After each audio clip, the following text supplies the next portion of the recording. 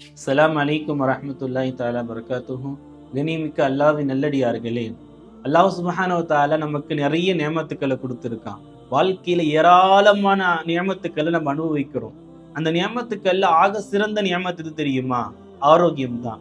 ஒரு மனிதனுக்கு உடல் ஆரோக்கியம் கிடைப்பது என்பது ஈமானுக்கு பின்னால் அவனுக்கு பெரிய நியமத்தாக கருதப்படுது. ஸல்லல்லாஹு அலைஹி வஸல்லம் அதான் சொல்லுவாங்க, ஒரு மனிதனுக்கு ஈமானுக்கு பின்னால் கொடுக்கப்பட்ட மிகப்பெரிய நியமத் எதுன்னா அது உடல் ஆரோக்கியம் தான் சொல்லுவாங்க. இந்த உடல் ஆரோக்கியத்தை கேட்க சொன்னாங்க. உடல் ஆரோக்கியத்தை நிறைய இடங்கள்ல பெருமானா ஸல்லல்லாஹு அலைஹி வஸல்லம் பேசினாங்க. அபூபக்கர் சித்திக் ரலியல்லாஹு அன்ஹு காலத்துல ஒரு நாள் அபூபக்கர் சித்திக் ரலியல்லாஹு அன்ஹு மிம்பர்ல ஏறி நின்று அழ ஆரம்பிச்சுட்டாங்க. இது ரசூலுல்லாஹ் காலத்துக்கு பின்னால் நடக்குது. மிம்பர்ல ஏறி நின்று அழ ஆரம்பிச்சுட்டாங்க. அழுதுட்டு சொன்னாங்க, இதே மாதிரிதான் ஸல்லல்லாஹு அலைஹி வஸல்லம் அவர்களும் மிம்பர்ல ஏறி நின்று அழ ஆரம்பிச்சுட்டாங்க. அழுது விட்டு சொன்னார்கள் ஸல்லல்லாஹு அலைஹி வஸல்லம் அவங்க, நீங்க உடல் ஆரோக்கியத்தை கேளுங்க. ஆரோக்கியம் என்பது ஒரு மனிதனுக்கு ஈமானுக்கு பின்னால் அதை விட மிகப்பெரிய நியமத் எதுவும் இல்லை என்று சொன்னார்கள். அந்த ஆரோக்கியத்தில் நம்ம பேண வேண்டிய விஷயங்கள், நம்முடைய வாழ்க்கையில எல்லா விஷயத்திலும் ஆரோக்கியத்தை எடுத்துக்கணும். உடல் ஆரோக்கியம் என்பது இருந்தா தான் நம்மால சரியா தொழ முடியும், ஹஜ்ஜுக்கு செல்ல முடியும், நோன்பு வைக்க முடியும். எல்லா இபாதத்துக்களுக்குமே உடல் ஆரோக்கியம் வேணும். அந்த ஆரோக்கியம் இருந்தா தான் மன உறுதி கிடைக்கும். அதனால உடல் ஆரோக்கியத்தை அல்லாஹ் ஸல்லல்லாஹு அலைஹி வஸல்லம் அதிகமா கேட்க சொன்னாங்க. நிறைய இடங்கள்ல ஸல்லல்லாஹு அலைஹி வஸல்லம் கேட்க சொன்னாங்க.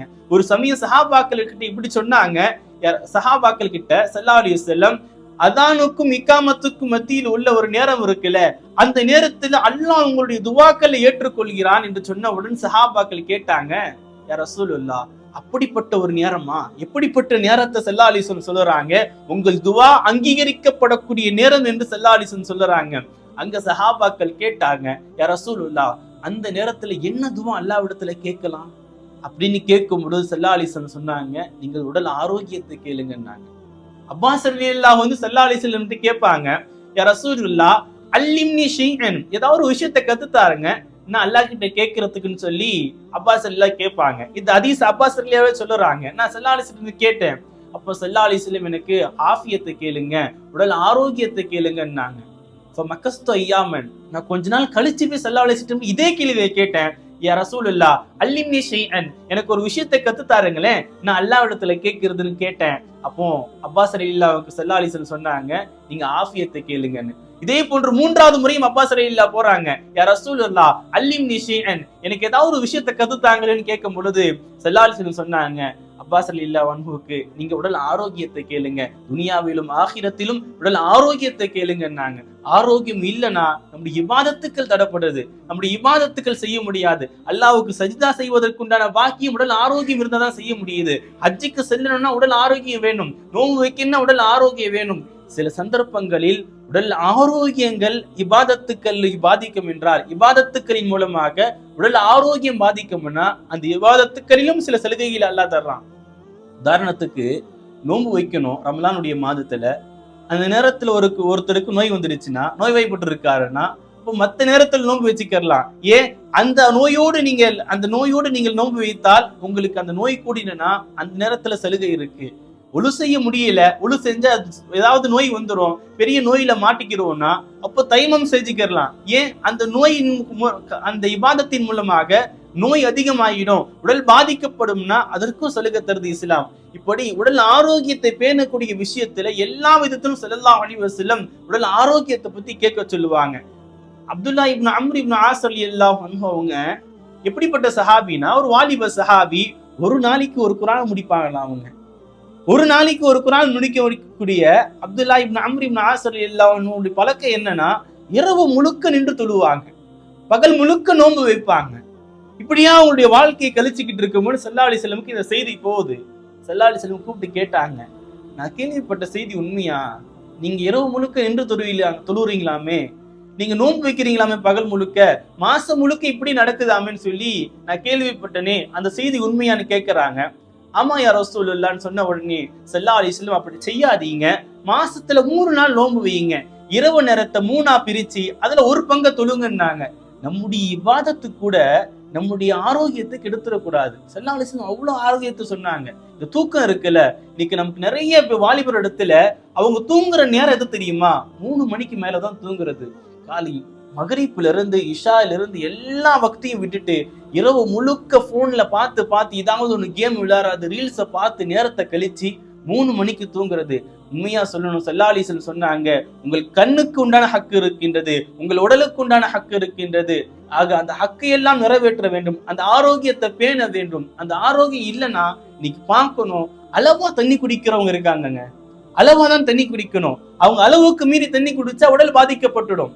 அளவு சாப்பாடு தான் சாப்பிடணும், அளவு தண்ணி தான் குடிக்கணும். உப்பு போட்டு சாப்பிட முடியாது, எந்த விஷயத்தையும் சரியா செய்ய முடியாது, வெளியே போக முடியாது, டிராவல் பண்ண முடியாது. அவங்க போனாங்கன்னா ஒரு பைய கூட கூட்டிகிட்டே போகணும், ஒரு பைய கொண்டு போகணும், மாத்திரை பையன் ஒரு பை வச்சுக்கிட்டே இருக்கணும். என்ன நேரமும் இந்த நேரத்துல இந்த மாத்திரை போடணும், இல்லைன்னா அது வந்துடும், இந்த நேரத்துல இந்த மாத்திரை போடணும், இல்லாட்டி இது வந்துடும். இப்படி ஏராளமான விஷயங்கள் தங்களுடைய வாழ்க்கையில வந்துடும், பயந்து வாழறாங்க.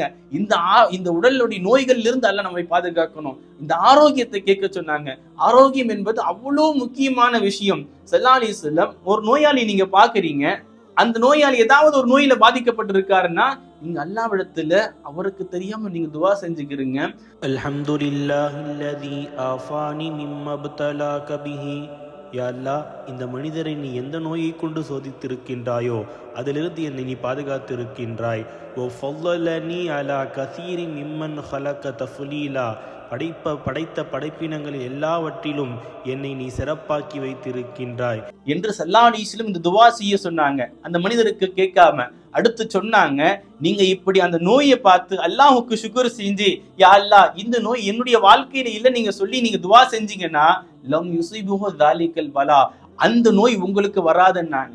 இந்த ஹதீஸ் அறிவிக்கக்கூடிய அந்த சஹாபி சொல்லுறாங்க, உங்களுக்கு நீங்க ஒரு நோயாளியை பார்த்து அந்த இடத்துல இந்த துஆவை ஓதிட்டீங்க, பிறகு அந்த நோய் உங்களுக்கு வந்துச்சுன்னா நாளை மறுமை நாளிலே என்னுடைய சட்டையை பிடிச்சி கேள்வி கேளுங்கன்னாங்க.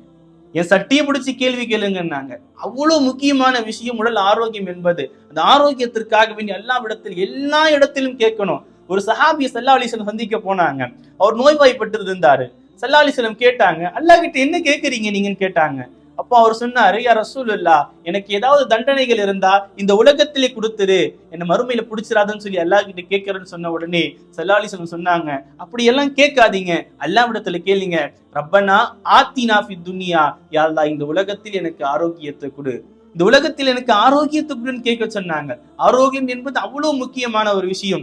வாழும் காலம் எல்லாம் எல்லா நேரத்திலும் என் கல்புல ரூஹ், என் உடல்ல ரூஹ் இருக்கிற வரையிலும் நான் உடல் ஆரோக்கியத்தோடு இருக்கணும். யாருக்கும் சிரமத்துல கொடுத்துடக்கூடாது, படுக்கையில விழுந்துடக்கூடாது. 10 வருஷம் படுக்கையில இருக்காரு, 10 வருஷம் கோமால இருக்காரு, 10 வருஷம் ஒண்ணுமே பண்ணல, நடக்க முடியாது, நிக்க முடியாது, யாராவது ஒரு துணையோடு தான் இருக்கணும். இப்படிப்பட்ட சூழ்நிலைகள் இருந்து அல்ல நம்ம எல்லாரையும் பாதுகாக்கணும். இந்த மாதிரி எல்லாம் இல்லாம மௌத்து வரையிலும் ரஹத்தா இருந்து 5 வேளை தொழுகையும் இமாம் ஜமாத்தோடு தொழுது ஹஜ்ஜி வைத்து இருக்கக்கூடிய காலமெல்லாம் நோன்பு வைக்கக்கூடிய பாக்கியம், எல்லா வணக்கங்களையும் நாமே செய்யற மாதிரி உடல் ஆரோக்கியத்தை அல்லாஹ்விடத்துல கேட்கணும். குறிப்பா இந்த நேரத்துல, இந்த குளிருடைய நேரத்துல நம்ம இந்த நோயிலிருந்து, இந்த பனியிலிருந்து பாதுகாத்துக்கணும். ஒரு தலைவலி வந்தா கூட நம்மளால தாங்க முடியாது, ஒரு தலைவலி வந்தா கூட நம்மளால தாங்க முடியாது. அதற்கு முன்னால தயாரிச்சுக்கணும். நமக்கு அது இப்ப நம்ம தலைவலி வந்தா என்ன ஆகும்?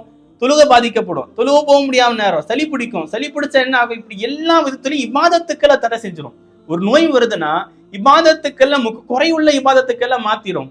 நின்று தொழுவரை விட உட்கார்ந்து தொழுவருக்கு நன்மை கம்மி. ஒருவர் நின்று தொழுகின்றார், ஒருவர் உட்கார்ந்து தொழுகின்றார் என்றால் அவருக்கு என்ன இருக்கு? நன்மை நின்று தொழுவருக்கு தான் கூட.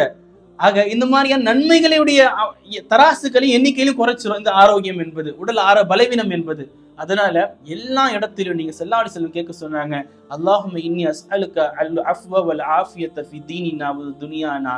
யா அல்லாஹ், இந்த உலகத்திலும் எனக்கு ஆரோக்கியத்தை கொடு, நாளை மறுமையிலும் ஆரோக்கியத்தை கொடுன்னு கேட்க சொன்னாங்க. வாழும் காலமெல்லாம் வல்ல ரஹ்மான் உடல் ஆரோக்கியத்தை கொடுத்து, உடல் சுகத்தை கொடுத்து, நீண்ட நாள் வாழ்ந்து நல்லமல் செய்து நற்பாக்கியத்தை வல்ல ரஹ்மான் நம் அனைவருக்கும் தந்தல் புரிவானாக. ஆமீன். அஸ்ஸலாமு அலைக்கும் வரஹ்மத்துல்லாஹி தஆலா வபரகாத்துஹு.